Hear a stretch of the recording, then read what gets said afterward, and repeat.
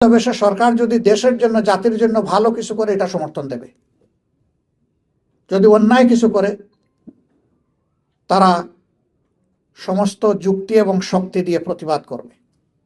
আমাদের ভূমিকা এখানে আমরা এটাই করব। আপনি পছন্দ করেন আর না করেন, ইটস ইয়োর ম্যাটার। আমরা একটা ফাংশনিং বিরোধী দল হিসাবে, দায়িত্বশীল বিরোধী দল হিসাবে আমরা দায়িত্ব পালন করছি। সরকারের সকল কাজে অন্ধভাবে বিরোধিতা করা আমাদের দায়িত্ব নয়।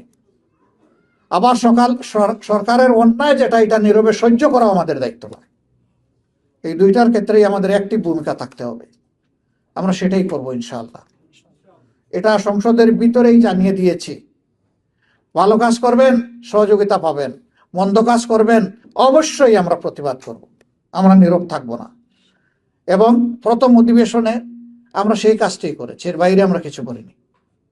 ইনশাআল্লাহ বাকি সময় যদি এই পার্লামেন্ট সাস্টেইনেবল হয়, টেকসই হয়, আমাদের ভূমিকা এইভাবেই এগিয়ে যাবে। আমরা বিশ্বাস করি যুক্তির কাছে, সত্যের কাছে, ন্যায়ের কাছে অসত্যের একবার পরাজয় হতে বাধ্য।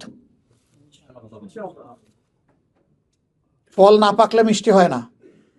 আবার পাকার পরে বেশি দিন গাছে যদি রেখে দেন পচে পড়ে যাবে। খেয়াল রাখতে হবে, ওটাকে পাকতেও দিতে হবে, সময় মতো আবার ফল নামাইও আনতে হবে। একটা বেবি তার মায়ের পেটে জন্ম নিবে, ম্যাচিউরড হবে 285 দিন সে থাকবে, কম বেশি 10 দিন। 4 মাসের মাথায় যদি বেবির জন্ম হয়, ওই বেবি বাঁচে না। ওকে পর্যাপ্ত অক্সিজেন এবং নিউট্রিশন দিতে হবে। এই দেশ আমার, এটা সরকারি দলেরও নয়, বিরোধী দলের নয়, দেশ আমাদের সবার। সরকারি দল আর বিরোধী দলকে ওনাদের কাছে কি দেশবাসী দেশ ইজারা দিয়েছে নাকি যে বাগবাটুরা করে খাবে? দেশবাসীর পাহারাদার হিসাবে নিযুক্ত করা হয়েছে। জীবন, সম্পদ এবং ইজ্জতের পাহারা দিবে এই মানুষগুলো, 300 মানুষ। এদের মধ্য থেকে যারা পাহারা দিবে তারা সত্যিকারের দায়িত্বশীল দেশপ্রেমিক নাগরিক, প্রতিনিধি। আর যারা নিজের পেট ভরতে থাকবে, চুরি করবে, বিদেশে মুদ্রা পাচার করবে, মানুষের সম্পদ লুণ্ঠন করবে, ব্যাংক ডাকাতি করবে, এরা দেশের দুশ্মন। আমরা দুশ্মন মানতে চাই না। আমরা দায়িত্বশীল নাগরিক হয়ে আমাদের দায়িত্ব পালন করতে চাই। আপনারা দোয়া করবেন ইনশাআল্লাহ।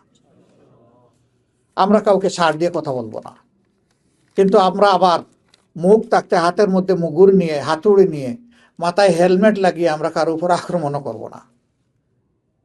এটা সভ্য জগতের আচরণ নয়।